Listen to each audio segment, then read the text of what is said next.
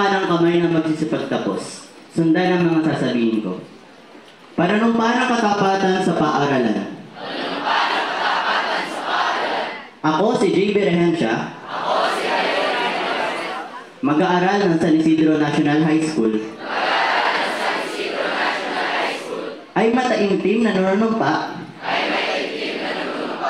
ng buong katapatan sa aming sintang paaralan. At magsisilbing mabuting halimbawa sa mga mag-aaral sa susunod na henerasyon.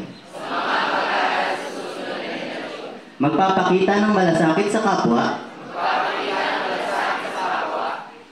at aktibo kami makikibahagi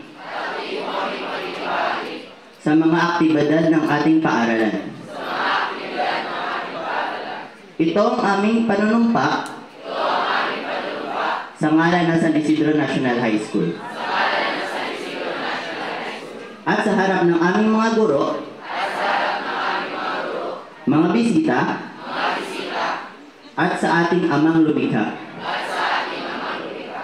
Patnubayan nawa tayo ng buong may kapal.